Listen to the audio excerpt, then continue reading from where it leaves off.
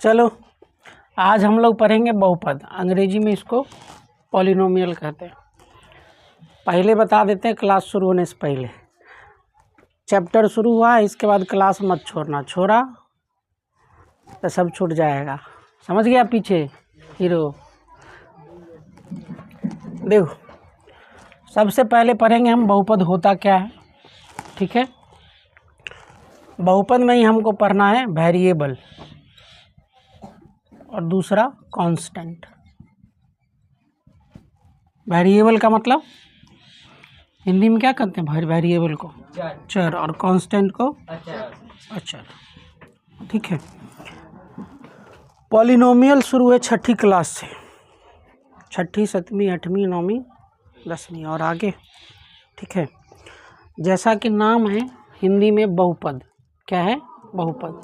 बहुपद, बहु का मतलब क्या होता है, बहु, गांव घर में सास बहू वाला बहु नहीं, हिंदी में मैनी, मैनी बहुत सारा, एक से ज़्यादा, ठीक है। पद का मतलब टर्म। जैसे हम लिख रहे हैं x+2, x+2। अब इसमें दो टर्म है, एक कौन सा है x, दूसरा कौन सा है 2। x को क्या कहेंगे, वेरिएबल। वेरिएबल कहते हैं वैसा चीज़ को जैसे जिसका मान बदलते रहे। जैसे तुम्हारा मान लो दो दोस्त होगा, एगो दोस्त होगा जो बहुत एकदम सच्चा मित्र है तुम्हारा, कोनो बात पे बदलता नहीं, एकदम तुम्हारे साथ रहेगा। एगो दोस्त रहेगा धोखेबाज, जिधर देखेगा बढ़िया है उधर ही चल देगा, नहीं समझ रहे। तो वेरिएबल बोलते हैं उसको जिसका मान बदलते रहे, क्या रहे, बदलते रहे। कब बदलेगा, तो सिचुएशन पे, क्या एक्सप्रेशन दिया हुआ। जैसे x+2 बराबर मान लो 5 दिया हुआ, x+2 बराबर क्या दिया हुआ है, 5 दिया हुआ। तो अभी x का क्या मान होगा, 2 में ऐसा कौन सा नंबर जोड़े कि 5 हो जाए, 2 में ऐसा कौन सा नंबर जोड़े कि 5 हो जाए, तो 3 हो जाएगा। x बराबर क्या हो जाएगा, 3 हो जाएगा। लेकिन हम दूसरा एक्सप्रेशन लिखते हैं x-2 is equal to 5, x-2 is equal to 5। अभी x का मान कितना होगा, अभी x का वैल्यू क्या होगा, किस नंबर में से 2 घटाएं कि 5 हो जाए, तो 7 हो जाएगा। एक्सप्रेशन व्यंजक बदल दिए, एक्सप्रेशन बदल दिए तो x का वैल्यू भी क्या हो गया, बदल गया। मतलब वैसा क्वांटिटी, राशि जिसका मान क्या हो, बदलते रहे, जिसका मान क्या हो रहे, बदलते रहे, उसको क्या कहेंगे, चर। और जिसका मान क्या हो, नहीं बदले, फिक्स हो। जैसे नंबर है 5, 2, ये हमको भी 2 दिख रहा है, सबको 2 ही दिखेगा, इसका मान थोड़ा ना बदलेगा, समझ गया।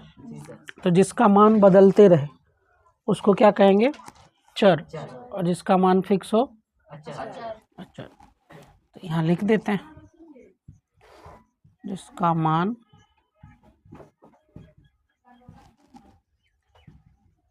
बदलते रहे।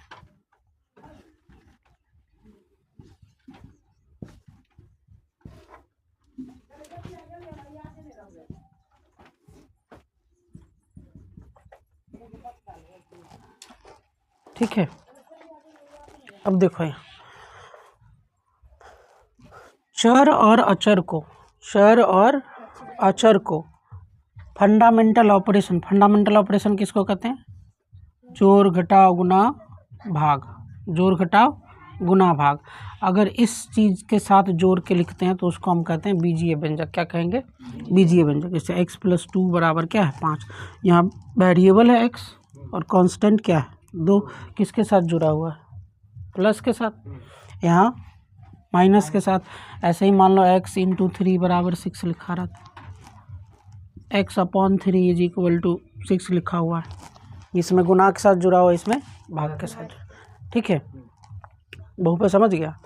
बहुपद होने के लिए कंडीशन है कुछ, क्या क्या कंडीशन है, तो पहला कंडीशन है उसमें वेरिएबल और कांस्टेंट होना चाहिए, दोनों होना चाहिए, वेरिएबल और कांस्टेंट दोनों होना चाहिए, समझा कि नहीं। दूसरा कि वेरिएबल जो होगा, ये जो चर राशि है, उसका पावर कोई नॉन जीरो पॉजिटिव इंटीजर होना चाहिए। नॉन जीरो पॉजिटिव इंटीजर मतलब धनात्मक पूर्णांक होना चाहिए। पावर जो है, पावर, घात, बहुपद का घात समझते हो? जी सर। क्या मतलब सर ऊपर जो पावर होता है। हाँ, वेरिएबल जो चर राशि है उसके पावर में कितने, चर राशि के पावर में कितना। जैसे चर राशि के पावर में यहाँ कितने, यहाँ चर राशि क्या है, एक एक्स, इसका पावर कितना, एक नहीं है, -1 नहीं माइनस वाला नहीं होना चाहिए, हमेशा रहेगा क्या रहेगा, धनात्मक। ई वाला परीक्षा में आता है, 4 गो ऑप्शन देगा, इसमें पूछेगा कौन बहुपद में है, कौन बहुपद है, कौन बहुपद नहीं है। तो तुमको वहाँ सब कंडीशन सेटिस्फाई करना पड़ेगा। क्या क्या, वेरिएबल होना चाहिए, कांस्टेंट होना चाहिए, दूसरा पावर ऋणात्मक नहीं होना चाहिए, पावर जो है वो क्या नहीं होना चाहिए, ऋणात्मक। अगर पावर ऋणात्मक होगा तो बहुपद नहीं। जैसे कहीं लिखा हुआ है मान लो 2/x, ये बहुपद होगा? हाँ होगा। क्या है? अब x देखो इधर, x को ऊपर में अगर ले जाओगे तो ये हो जाएगा x की पावर -1, x का पावर क्या हो जाएगा। अब यहाँ x का पावर क्या आ गया, ऋणात्मक, समझा कि नहीं। तो बटा में अगर लिखल रहेगा भाग में तो नहीं होगा, समझ गया। ऊपर जैसे ही जाएगा उसका पावर क्या हो जाएगा, समझ गया। देखो ये हो गया, किसी को नोट करना है तो नोट कर लो ये वाला जल्दी से।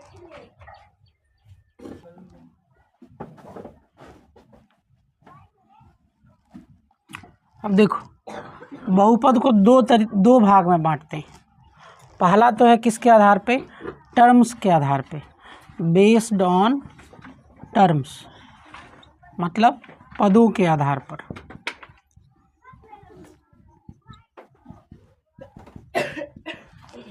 और दूसरा है बेस्ड ऑन डिग्री, मतलब घात के आधार पर। अभी हम बताएंगे घात क्या है, ठीक है। देखो इधर, यहाँ देखना, जैसे हम लिख रहे हैं x + 2, x + 2। अब बताओ इसमें कितना टर्म है, 2 टर्म, ठीक है। इसमें कितना टर्म है, 2 टर्म है। जैसे हम सिर्फ 2x लिख रहे हैं, बताओ इसमें कितना टर्म है, एक ही टर्म है, ठीक है। 2x² + 2x + 1। अब इसमें कितना पद है, 3 पद है। तो पद के आधार पे कैसे बांटते हैं, जैसे इसमें एक पद है, इसमें एक पद है, तो एक पदी बोलेंगे, क्या बोलेंगे, एक पदी। अंग्रेजी में बोलते हैं मोनोमियल, क्या बोलते हैं, मोनोमियल। मोनो का मतलब होता है एक, मोनो का मतलब क्या होता है, एक पदी, ठीक है। 2 रहेगा तो इसमें क्या गो टर्म है, 2, तो इसको बोलेंगे बाइनोमियल। बाइनोमियल का मतलब द्विपदी, ठीक है। ऐसे ही 3 है तो ट्राइनोमियल, ट्राइनोमियल, त्रिपदी। अब देखो तुमसे कोई पूछेगा कि बताओ ये जो मोनोमियल है वो बहुपद है कि नहीं, बहुपद है, नहीं। बहुपद का मतलब ये होता है बहुत सारा पद, एक से ज़्यादा होना चाहिए। एक रहेगा तो मोनोमियल है, एक रहेगा तो मोनोमियल, एक पदी बीजीय व्यंजक, समझा कि नहीं। कम से कम 2 या 2 से ज़्यादा, 2 या 2 से अधिक, तब उसको क्या कहेंगे, पोलिनोमियल। इसका मतलब है ये वाला बाइनोमियल, ट्राइनोमियल, 4 गो पद रहेगा, 5 गो पद रहेगा, उस सबको क्या कहेंगे हम, पॉलिनोमियल। क्या कहेंगे, पॉलिनोमियल, समझ गया। पद के आधार पर बहुपद को कैसे बांटते ही समझ गया। एक टर्म रहेगा तो एक ही टर्म इसमें है तो मोनोमियल, क्या बोलेंगे, मोनोमियल, एक पदी। 2 टर्म रहेगा तो बाइनोमियल, द्विपदी। 3 टर्म रहेगा तो ट्राइनोमियल। एक पद को छोड़ के 2 पद, 2 या 2 से ज़्यादा पद वाला, उसको सीधा क्या नाम देंगे हम लोग, बहुपद, पॉलिनोमियल, ठीक है। अब देखो based on degree, based on degree, इसको पढ़ने से पहले तुमको डिग्री समझना पड़ेगा कि घात क्या होता है, बहुपद का घात क्या होता है, बहुपद का घात होता है। तो सुनो, किसी भी बहुपद में जो चर राशि है, जो चर है, वेरिएबल है, जो वेरिएबल है, किसी भी बहुपद में जो वेरिएबल है उसके सबसे ज़्यादा पावर को, उसके अधिकतम पावर को, उसके मैक्सिमम पावर को क्या कहेंगे? बहुपद का घात। जैसे इसी में समझने के लिए समझते हैं, ए लड़का इधर देख लो ना, लिख लेना बाद में, जीवित ही रहोगे आगे तक। इसमें वेरिएबल क्या है? इसमें वेरिएबल क्या है? चर क्या है? चर x है। अब x का पावर यहाँ कितना है? इसका मतलब इस बहुपद का घात कितना है? 1। इसमें भी x का पावर कितना है? 1। इस बहुपद का घात कितना हुआ? 1। इसमें x का पावर कितना है? देखो दो जगह है, x का पावर यहाँ 2 भी है, x का पावर यहाँ 1 भी है, लेकिन सबसे ज़्यादा पावर क्या है? 2। तो इस बहुपद का घात क्या हो गया? 2। समझ गया बहुपद का घात? बहुपद का घात का मतलब हुआ किसी भी बहुपद में जो वेरिएबल है, जो चर है, उसके सबसे ज़्यादा पावर को, उसके अधिकतम पावर को क्या कहेंगे? बहुपद का घात। ठीक है। अब देखो, जैसे हम ये बहुपद लिख रहे हैं x+2।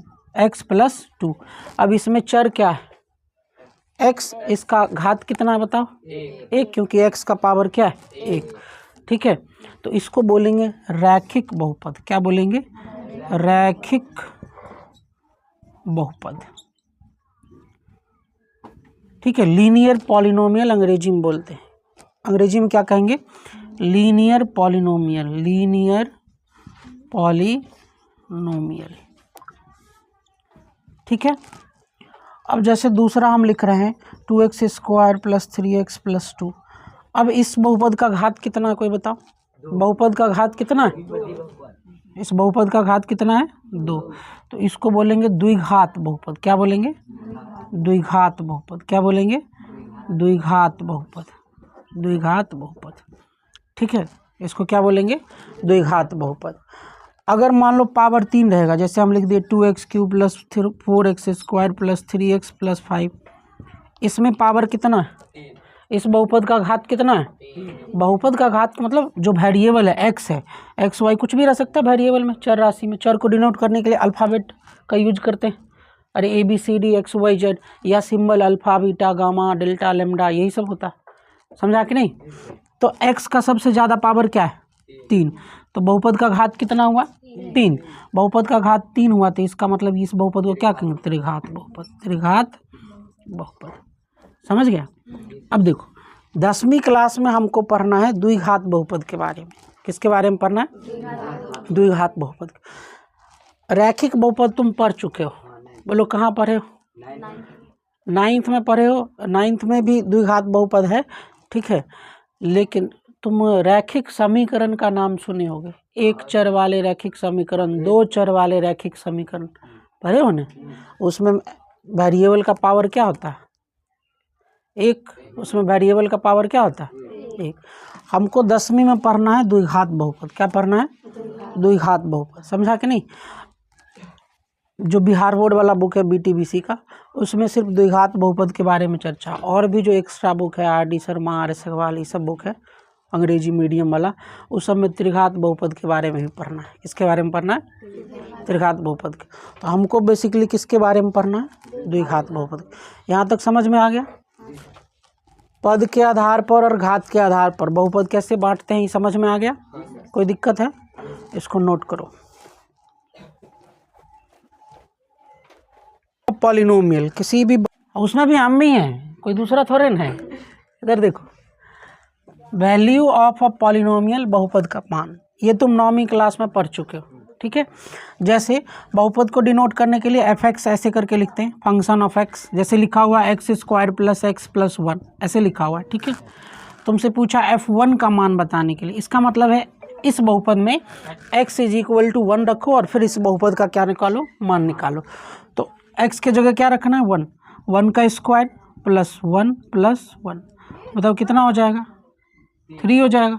1 का स्क्वायर 1 होता है, पता है कि नहीं? तो 1 1 2 1 3। समझ गया?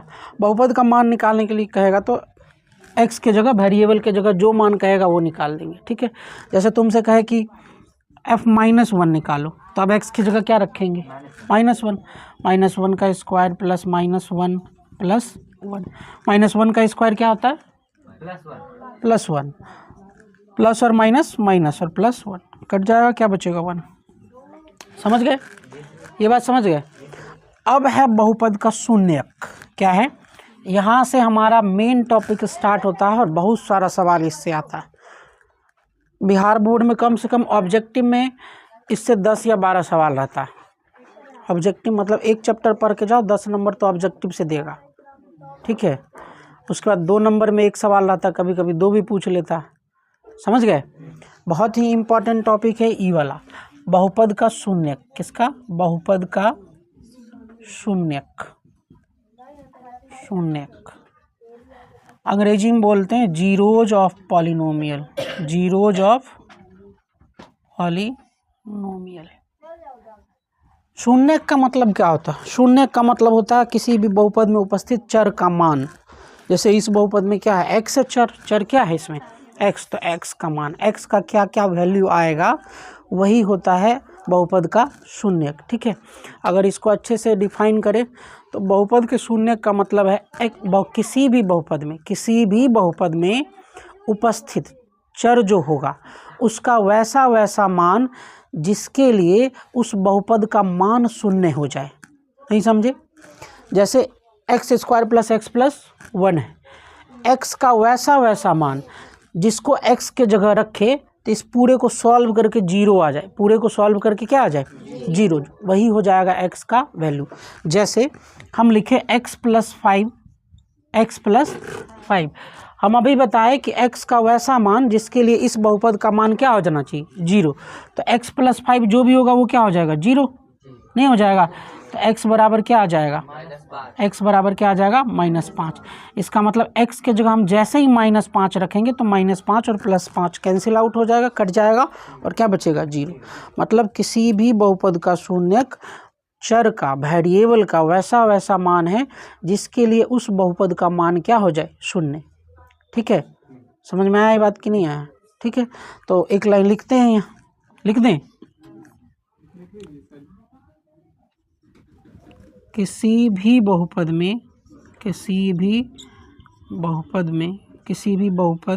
का शून्यक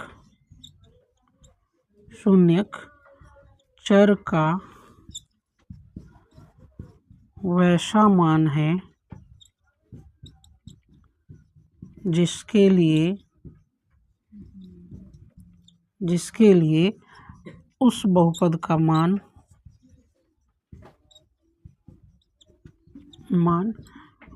शून्य हो जाए, ठीक है। समझ में आया, जल्दी से नोट करो।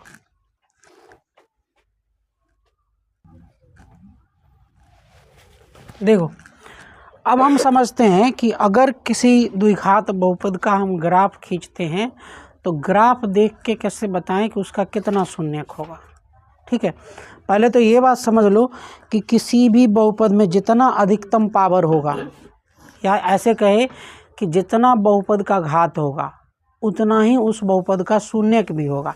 जैसे हम लिखे x + 5, इसमें बहुपद का घात कितना है, बहुपद का घात अभी बताया कुछ देर पहले, पीछे नहीं समझा, x का पावर क्या है, 1, बहुपद का घात 1 है, इसका मतलब इसका शून्यक भी कितना होगा, शून्यक कितना होगा, 1 होगा, एक ही शून्यक आएगा। एक शून्यक आने का मतलब क्या, x का 1 मान आएगा, x का कितना मान आएगा, 1 मान आएगा।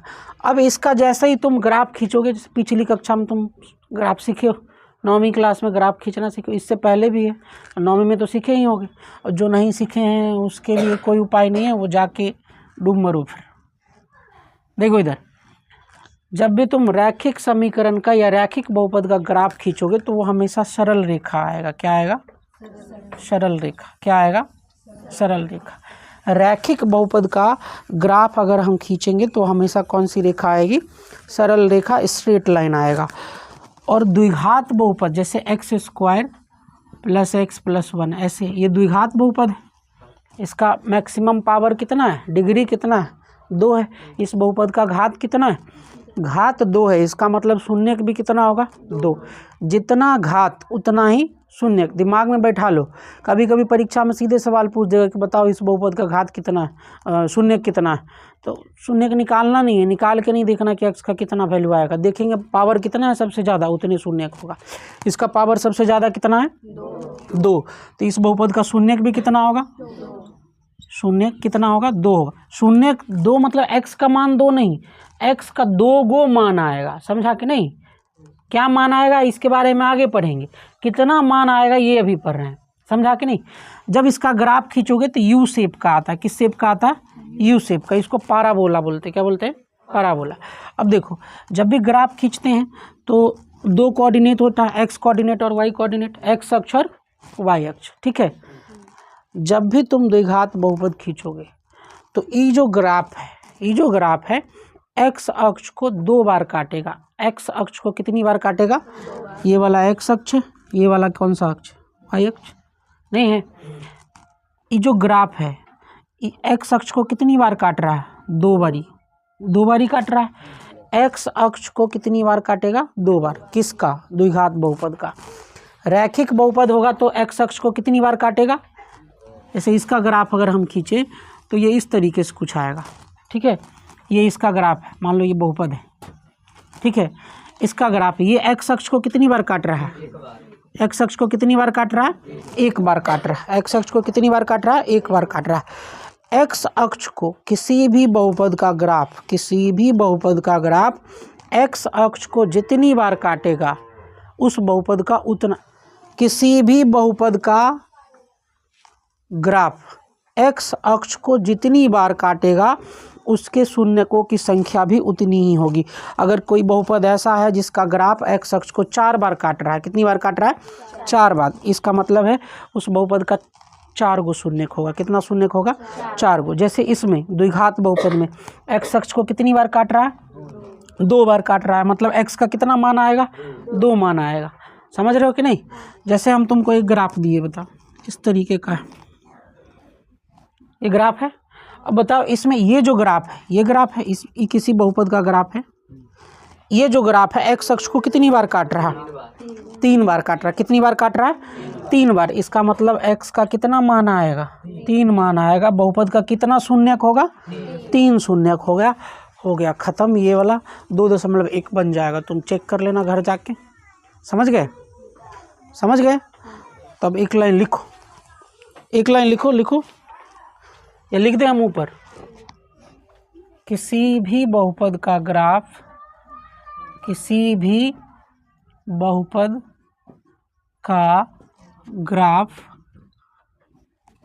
एक्स अक्ष को जितनी बार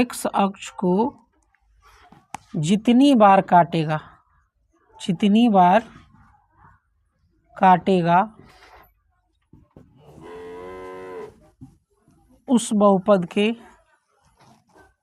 उस बहुपद के शून्यकों की संख्या उतनी ही होगी। किसी भी बहुपद का ग्राफ एक्स अक्ष को जितनी बार काटेगा उस बहुपद के शून्यकों की संख्या उतनी ही होगी। अगर एक्स अक्ष को 2 बार काट रहा है तो बहुपद का शून्यक 2 है, 3 बार काट रहा है तो बहुपद का शून्यक 3 होगा। अगर नहीं काट रहा है, जैसे यहाँ देख, 1 सेकंड देख लो, वो एक ग्राफ है ऐसा, ये किसी बहुपद का ग्राफ है। अब बताओ इसका शून्य कितने, एक्स अक्ष को काट रहा है, एक्स को काट ही नहीं रहा, मतलब एक्स का कोई वैल्यू ही नहीं है, तो बहुपद का शून्य कितना हो जाएगा, 0। इसका शून्य कितना हो जाएगा, 0 शून्य। कितना शून्यक, 0। इसका कितना शून्यक, 2 शून्यक। इसका कितना शून्यक, 3 शून्यक।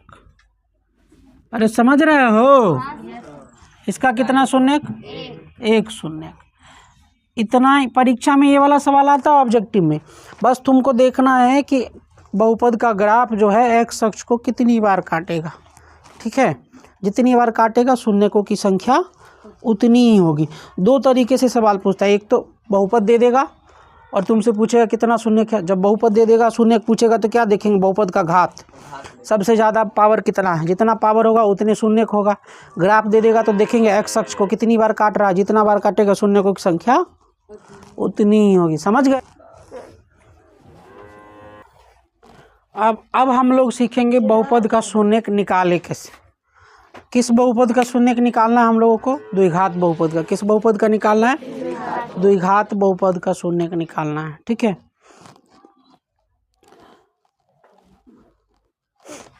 जैसे एक सवाल हम देते हैं,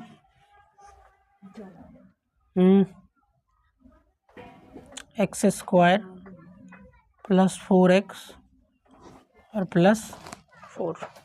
ठीक है, इसका शून्यक निकालना है। शून्यक निकालना है मतलब क्या निकालना है? x का मान निकालना है। क्या निकालना है? x का मान। तो सबसे जो अच्छा तरीका है वो है गुणनखंड विधि। कौन सा विधि? अब गुणनखंड निकालना तुम 9वीं क्लास में सीखे होगे, सीखे हो ना। तो हम सबसे पहले इसका क्या निकालेंगे? गुणनखंड। क्या निकालेंगे?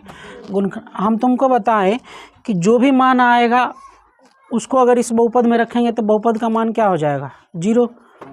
बहुपद का मान क्या होता है? शून्य क्या होता है? x का वैसा मान जिसके लिए इस बहुपद का मान क्या हो जाए? 0। तो हम इक्वल टू में हमेशा क्या रखेंगे? 0। 0 इसीलिए रखते हैं, समझा कि नहीं? 0 किस लिए रखते हैं? क्योंकि हम जानते हैं कि किसी भी बहुपद का शून्यक x का या चर का वैसा मान होता है जिसके लिए उस बहुपद का मान क्या हो जाए? 0। मतलब बराबर में हमको हमेशा क्या रखना है?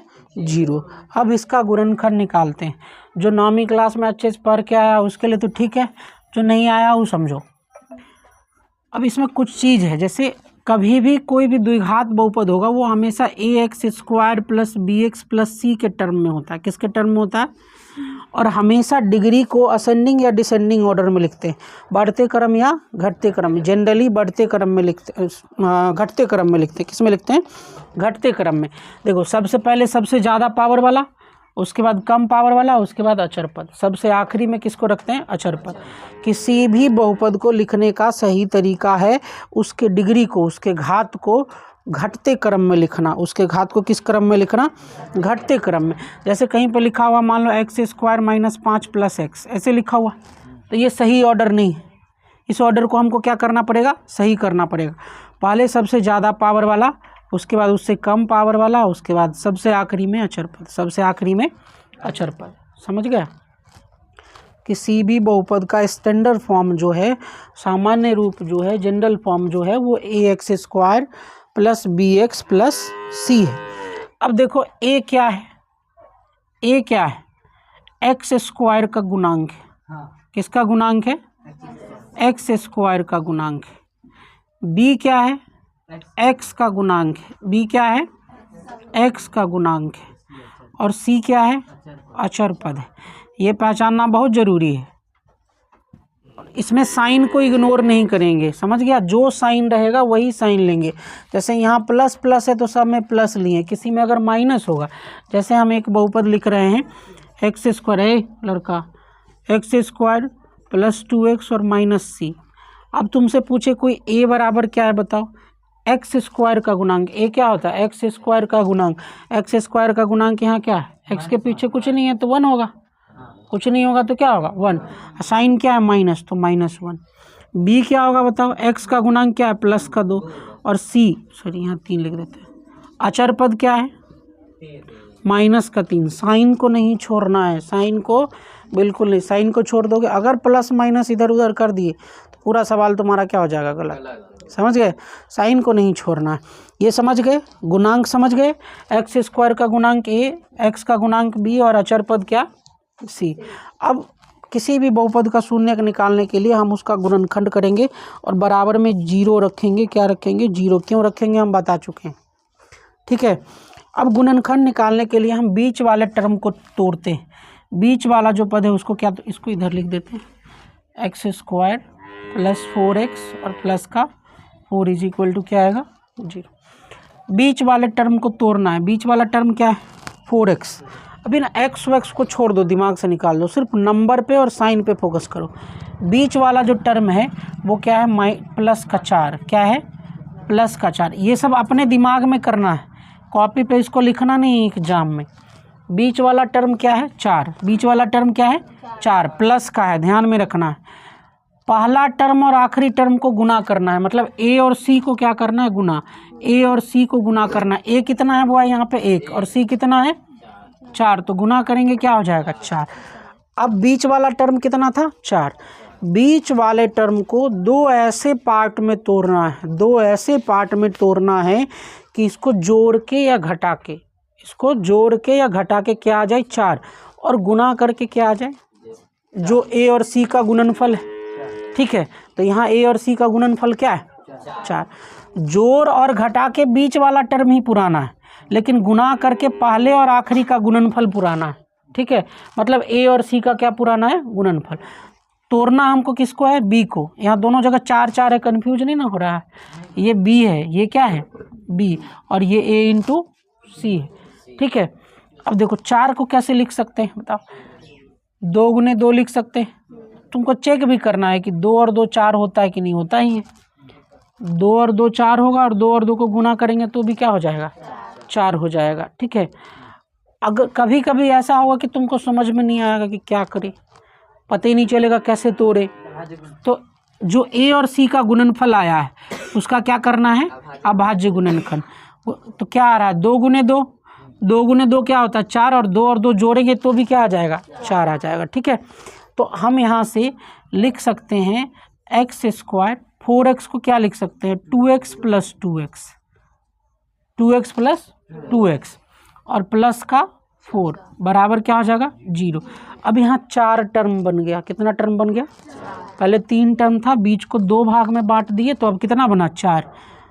पहले 2 और आखिरी 2 में कॉमन ढूंढना है, पहले 2 और आखिरी 2 में कॉमन ढूंढना। यहाँ है एक्स स्क्वायर, यहाँ है 2x, कॉमन क्या मिलेगा x, क्या मिलेगा x। एक्स स्क्वायर में से x कॉमन, कॉमन लेने का मतलब होता है इसमें इससे भाग दो, एक्स स्क्वायर में x से भाग देंगे क्या बचेगा x, प्लस है तो प्लस, 2x में x से भाग देंगे क्या आएगा 2। यहाँ जो साइन रहेगा हमेशा वही रखना, अपने मन से कुछ भी नहीं रख देना, यहाँ जो साइन रहेगा वही रखेंगे। अब देखना है 2x और 4 में क्या कॉमन मिल रहा है। 2x में तो 2 है ही, और 4 में भी 2 होता है, 4 को 2 गुने 2 नहीं लिख सकते हैं, तो 2 कॉमन ले लेंगे। क्या ले लेंगे कॉमन, देखो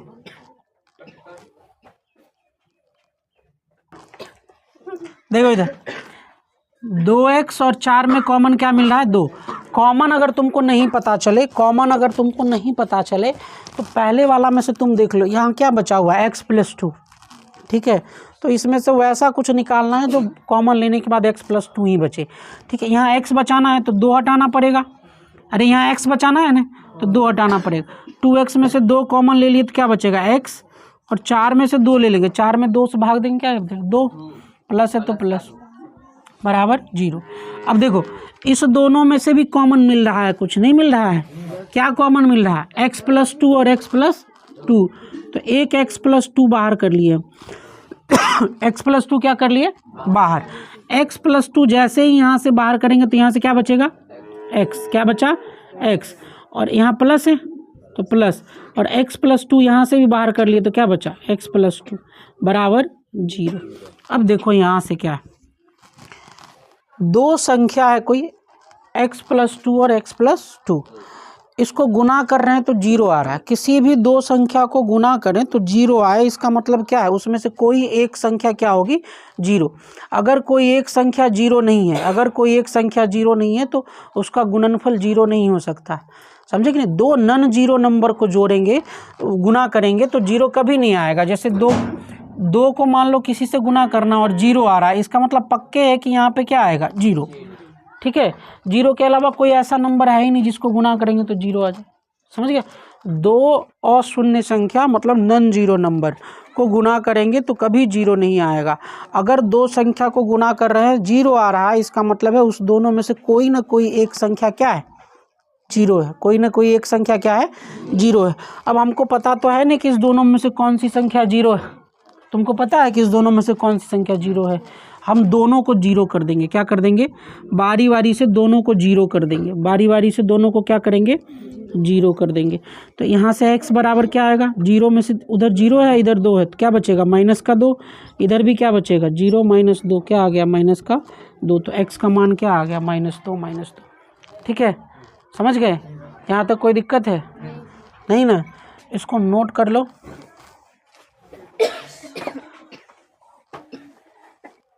इसको नोट कर लो। आज इतना ही, अब कल इसके आगे पढ़ेंगे, ठीक है। एक्सरसाइज 2.2 उसमें अल्फ़ा बीटा गामा इस सब के बारे में।